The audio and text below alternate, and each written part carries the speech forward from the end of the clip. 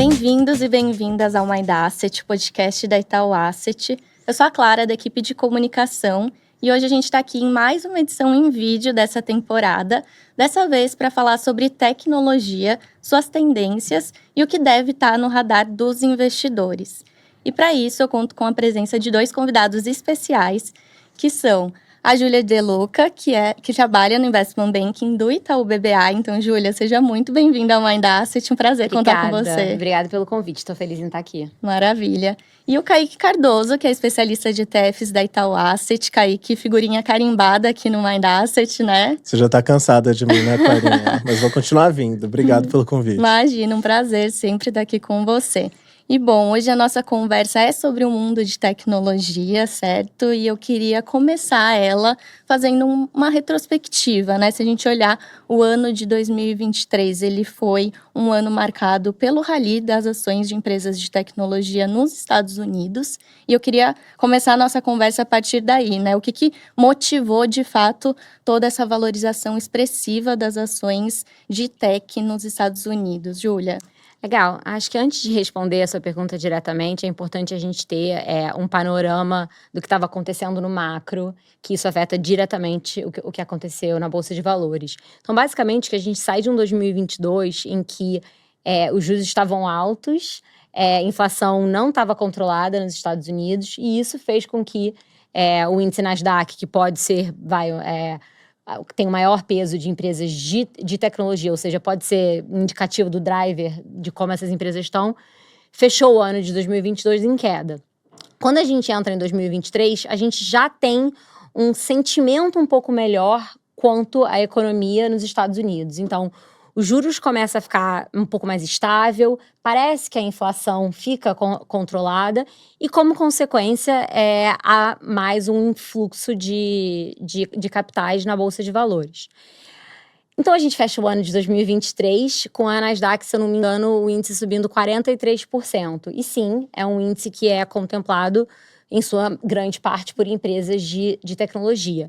Então, por que isso aconteceu, né? Acho que, então, a primeira razão eu expliquei no começo, que acho que o macro tem uma parte importante que explica esse rally. O segundo, acho que indo um pouco mais para o micro, o ano de 2022 ele foi muito desafiador para a tecnologia como um todo.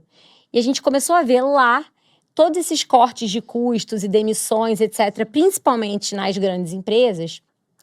E o efeito do que aconteceu em 2022, que foram esses cortes, enxugar um pouco o que tinha expandido por causa da pandemia, etc., a gente só vai ver nos números de 2023. Então, como consequência, o corte de custo que uma empresa de tech, seja Google ou Apple, fez em 2022, só vai ser refletido na margem em 2023. Então, parte do rally também é explicado por isso. E acho que a terceira parte, não menos importante, já vou falar sobre o assunto do momento na primeira pergunta, é por conta da inteligência artificial. Então, enfim, acho que já é mais do que consenso por parte dos investidores que os grandes desenvolvimentos em inteligência artificial vão vir, de fato, dessas big techs. E muito dos movimentos pode ser atribuído a esse assunto em específico. Então, de novo, acho que foi uma combinação de fatores, mas que bom que a gente fechou o ano bem, bem positivo. Com certeza. Bem legal, assim, porque eu gostei de ouvir um pouco dessa explicação, porque no final do dia foi meio que um contrassenso para o mercado, né? Que a gente ainda estava com juros altos, muita gente falando, é agora que Estados Unidos vai parar, e com posições às vezes até contrárias ali, né? Mas a gente viu o mercado indo para uma outra direção, mostrando muito o poder da força de tecnologia, o poder dela dentro do próprio S&P. O S&P, grande parte do retorno do ano passado vem em função das big techs. Então, acho que é um ponto interessante, porque me pareceu uma surpresa, né, para a grande maioria do mercado ver todo esse resultado ali sendo refletido no ano passado. Quem conseguiu realmente apostar no setor, né, se beneficiou dessa valorização. Aqui na Itaú Asset, a gente tem o Tech 11, que é o ETF que investe nas grandes empresas de tecnologia dos Estados Unidos. E aí eu queria até aproveitar sua presença, Kaique, para você contar um pouquinho mais, né, das empresas que compõem esse ETF, né, o índice que ele persegue como um todo. Algum outro case, alguma outra tendência que o ETF conseguiu pegar aqui na veia também para essa valorização expressiva? Sim, assim, a gente tem o Tech 11, que é um ETF que, até um passo antes, né? ETFs são fundos, são negociados em bolsa. Então, no final do dia, você tem uma estratégia ali, mas você consegue negociar ele em bolsa. Isso traz um grande número de vantagens, mas eu acho que o ponto principal aqui é que a gente tem um ETF que seleciona e investe em 10 principais empresas de tecnologia nos Estados Unidos. Então aqui você já tem, além dessas empresas, o próprio a variação cambial também do real versus o dólar.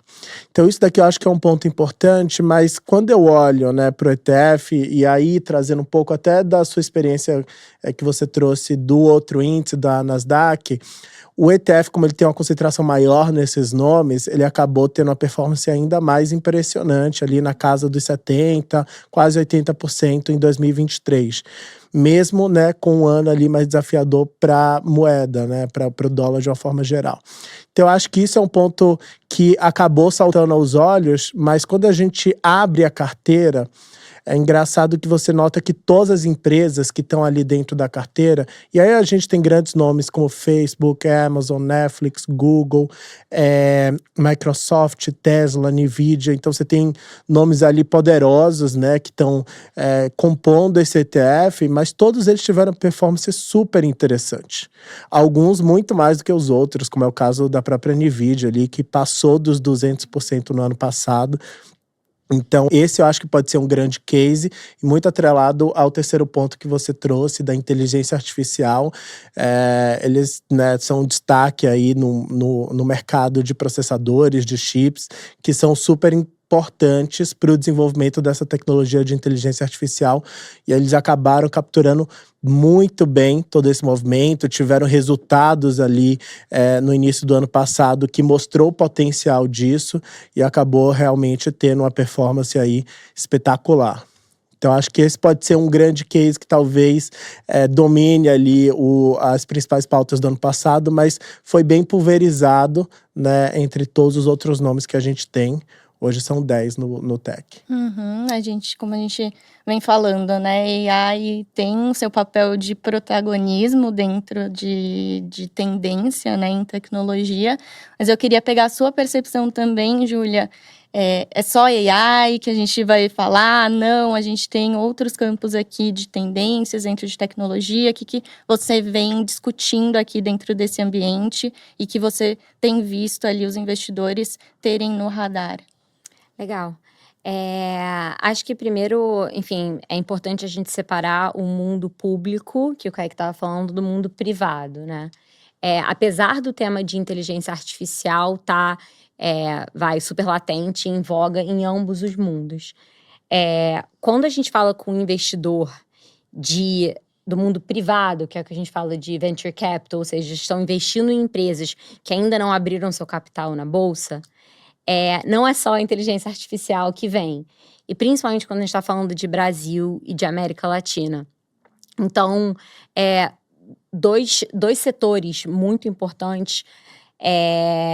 O primeiro se chama B2B Software, que basicamente são softwares de empresa para empresa e não de empresa para o consumidor final. Então, esse é o primeiro tema e eu já explico por quê. E o segundo, de fintechs, por causa de tudo que está acontecendo no âmbito do Banco Central, Drex, Pix, Open Banking, etc. Então, o primeiro, por que o tema de B2B Software ele é muito importante? Porque na pandemia, o que a gente viu foi uma obrigação do consumidor final de ficar em casa. Então, por consequência, ele tinha que fazer tudo que ele tinha medo anteriormente, como comprar tickets altos online, ou fazer transação, pagamento, etc. Ele foi obrigado a fazer durante a pandemia. Como consequência, todas essas empresas, que é o que a gente chama de B2C, elas aceleraram muito rápido. Quando a gente olha para o âmbito de empresa para empresa, isso não ocorreu. Então, e é um movimento que já aconteceu nos Estados Unidos. Então, a gente tem diversas empresas listadas nos Estados Unidos que são grandes softwares de B2B. E a gente ainda não tem isso aqui no Brasil. Então, os investidores perguntam muito quem são essas empresas, né? Quem será fazendo uma analogia, não é um software, mas é uma empresa de tecnologia que bombou na pandemia, o iFood, por exemplo, né? Quem que é do mundo B2B? Então, acho que esse tema é super relevante. O segundo tema de fintech, ele é relevante porque o Banco Central tem feito um belíssimo trabalho no que tange a regulação para fomentar a competição e fomentar novos players entrantes. Então, os investidores estão sempre de olho nesses temas. Quando a gente olha para o mundo público, acho que o Kaique vai saber mais do que eu, mas no mundo público, o assunto de inteligência artificial me parece estar muito latente. Eu não sei com quem que ele está dividindo o espaço, porque, pelo menos todos os relatórios que eu leio, que saem sobre essas grandes empresas, acho que é muito focado nesse tema. Legal. E as próprias empresas, né, que compõem o Tech 11 também têm o seu pezinho ali em várias iniciativas considerando esse tema também, né, Kaique? E aí, até falando aqui para o investidor que quer se expor de uma maneira fácil, prática, até pegando, né, esse potencial do mercado americano em si, o Tech 11, né, acaba sendo um veículo interessante, né? Ele é super interessante. Eu acho que um ponto legal aqui de trazer é que, como ele investe em grandes empresas, naturalmente essas empresas, elas têm ali o seu core business, né, sua atividade principal, mas elas acabam, obviamente, também desmembrando em outras atividades. Então é muito comum você ver uma empresa ali que está com um pezinho em cada um desses setores, e aí um deles pode ser a próxima grande tendência. Então isso eu acho que é uma das características mais intrínsecas quando a gente pensa no mundo público aqui, dessas grandes empresas que elas, por natureza e por DNA, acabam buscando sempre estar ali na vanguarda das pesquisas e trazendo soluções. Mas isso é um ponto legal, né? Imagina um investidor brasileiro aqui, vendo todas essas empresas, o tema de uma forma geral, desenvolvendo lá fora. Como que o Tech 11 resolve esse problema, né? De acesso a essas empresas.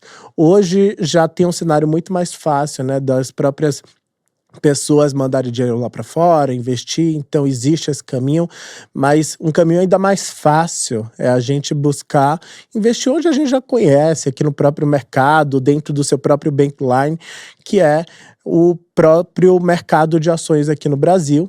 O ETF, por, novamente, ser um fundo negociado em bolsa, você pode investir e desinvestir nele, igual você investiria ou desinvestiria em qualquer outra ação negociada aqui na B3.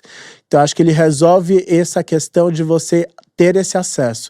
Há um custo ainda assim super competitivo de 0,25, é competitivo inclusive se eu olho ETFs lá nos Estados Unidos, que já é um mercado muito maior e muito mais desenvolvido. A gente, né, trouxe um ETF que compete inclusive dentro desse cenário.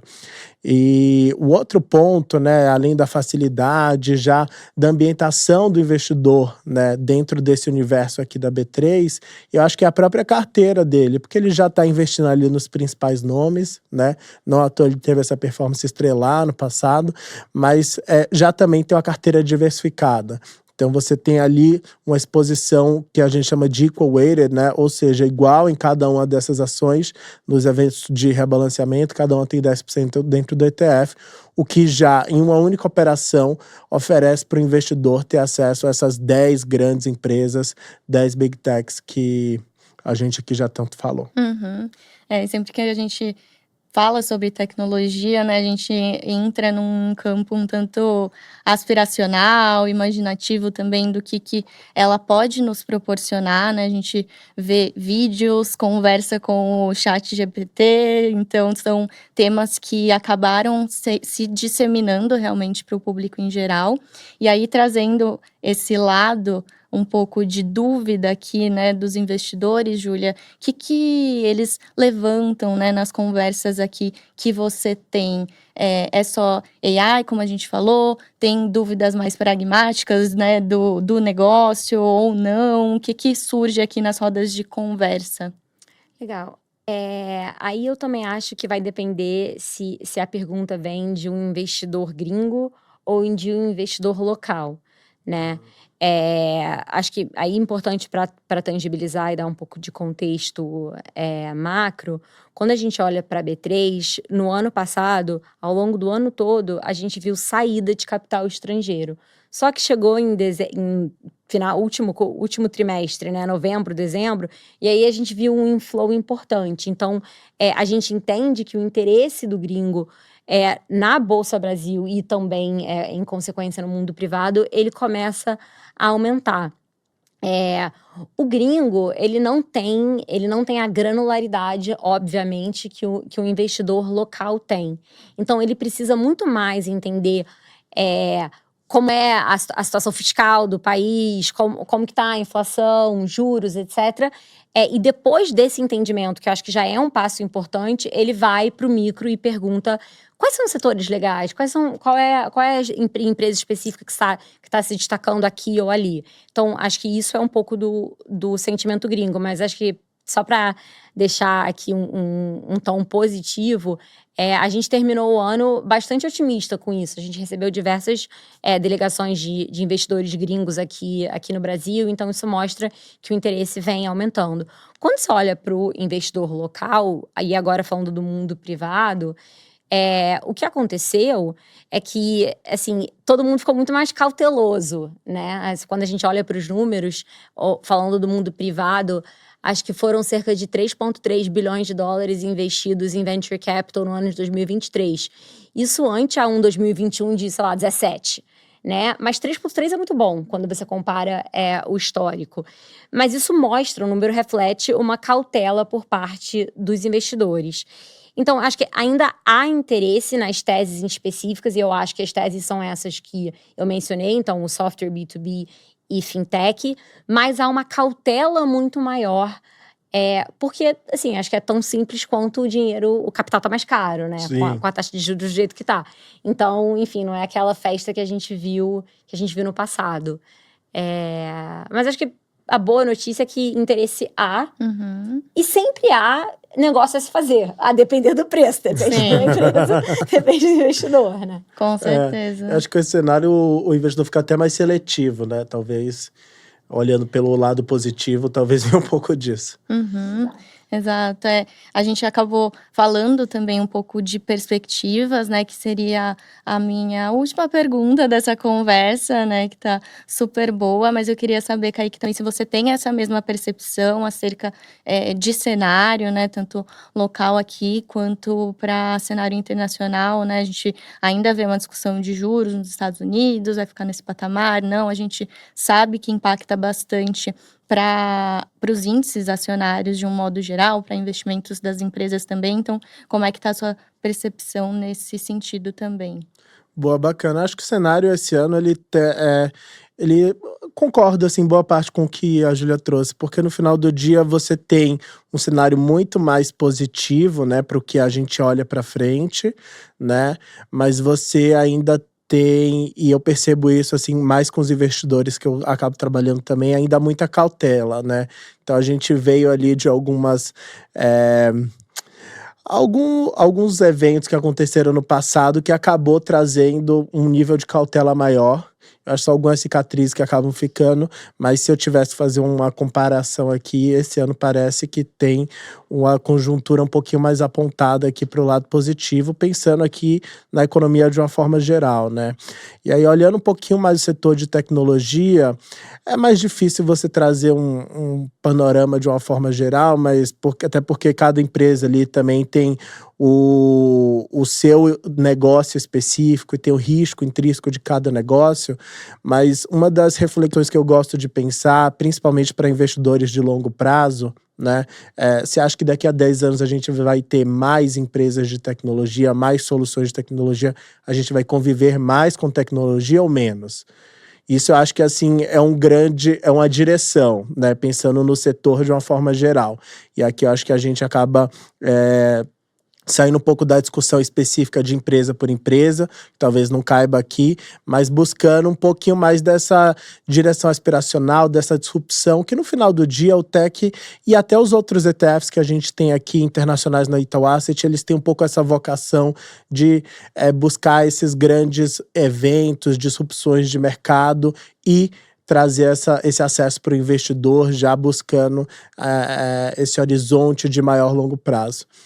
Então eu iria um pouco mais nessa lógica aqui, mas obviamente pensando mais no meu mundo aqui. Queria ouvir até um pouco de você, Júlia. Acho que até para completar, obviamente cautelosamente otimista, né? Mas eu sou otimista no âmbito de tecnologia, tanto América Latina quanto o mundo, né? Acho que na sua pergunta que você trouxe, na sua colocação, acho que não tem como voltar atrás. Vai ter mais tecnologia e vão ter mais soluções, né? E quando a gente olha alguns dados específicos para o Brasil, o brasileiro ele é mobile first, ele é heavy user de tecnologia. Então, tem diversas, enfim, pesquisas que mostram que o brasileiro é também o que a gente fala de early adopter, né? Então, a gente é louco por mídia social. Então, assim, acho que aqui tem muita oportunidade. E quando a gente olha para o mundo, né? E a gente compara a América Latina vis-à-vis outros mercados emergentes, porque como o investidor ele olha para o mundo, mercado desenvolvido e mercado emergente. E ele tem uma parte do dinheiro que deve ser alocado a mercados emergentes. Quando a gente olha para os mercados emergentes, a gente tem uma China que está super confusa de ser investida por causa de tudo que está acontecendo no âmbito de governo e regulação, etc. Consequentemente, afeta o Sudoeste Asiático, então ali fica um pouco mais complicado de investir. A Índia, ela foi super investida no passado, mas a gente tem visto dos investidores que eles descobriram que é muito complexo de operar, né? E muito difícil de tirar o dinheiro de lá. Fácil de investir, difícil de tirar e ter retorno. E aí, obviamente, Rússia, com tudo que está acontecendo. Então, é quase que como a gente sobra como o patinho menos feio da festa. Mas, com isso, se a gente fizer, enfim, um bom trabalho do ponto de vista fiscal, monetário, e eu acho que a gente tem empreendedores excelentes na região, tudo nos leva a crer que um pouco desse dinheiro que talvez fosse para outros lugares virá para cá. E com isso, o mercado tende a aquecer e as coisas começam a retomar. De novo, acho que não ao ritmo do que a gente viu em 2021, porque aquilo não era sustentável, mas a um ritmo mais saudável e positivo. Boa, legal. Maravilha, maravilha. Super legal a gente encerrar com essa mensagem. E eu também queria aproveitar você aqui, que você é uma produtora de conteúdo também, escreve sobre tecnologia, né? Então a gente tem diversos ouvintes, espectadores que se interessam pelo tema. Então eu queria que você contasse aqui um pouquinho do seu conteúdo, como é que eles acessam, também pra gente deixar aqui como dica, né, para aqueles que querem se aprofundar nesse ambiente e ficar por dentro aí de todas as novidades também. Legal, essa pergunta foi surpresa. Não lembrava de ver, mas vamos lá. Não, acho que sim, eu sou produtora de conteúdo, eu adoro escrever. Então, para quem, enfim, gosta de tecnologia e tem facilidade de ler em inglês, todo domingo eu solto uma newsletter especificamente sobre tecnologia na América Latina e tudo que está acontecendo aqui. Para se inscrever, obviamente, é de graça. No Substack ou ir na Júlia De Luca em qualquer uma das redes sociais, seja no Instagram ou no LinkedIn, que eu deixo lá a marcação. E acho que também nas minhas redes sociais eu tento simplificar o tema de como eu trago no domingo. Acho que no domingo ele fica muito complexo, com muita terminologia. Então, nas minhas mídias sociais eu tento trazer tudo isso de uma forma um pouco mais simplificado, então dá para me seguir lá também. Mas assim, tem diversos lugares bons para ler sobre tecnologia, né? O feed, startups.com.br, enfim, diversas fontes aí inesgotáveis. Quem quiser de verdade, tem coisa para ler. Com Boa. certeza. Eu, particularmente, já sou leitor, acompanho lá nas redes também. E aproveitar e fazer o jabá aqui também, porque a gente tem uma pílula de ETFs, que aí não fala só de tecnologia, fala de temas que envolvem ETFs, e a gente, né, Clarinha pode falar bem também sobre ela, a gente acaba divulgando toda semana, toda quarta-feira, tanto no LinkedIn quanto no nosso blog da Itaú Asset. É isso, maravilha. Eu vou deixar todos os links aqui na descrição do episódio. O pessoal vai sair daqui bem informado, né, isso aí, Júlia? com certeza. Isso. Eu quero agradecer de novo, então, a presença. Foi super ótimo o papo. Obrigada, Júlia, Kaique também, Obrigado. como sempre. E a gente fica por aqui nessa edição do Mind Asset. Como eu falei, vou deixar todos os links na descrição do episódio e também o link para mais informações sobre o Tech 11, que é o ETF de tecnologia que a gente conversou aqui nesse episódio também. Obrigada para todos que acompanharam até aqui e a gente se vê no próximo episódio.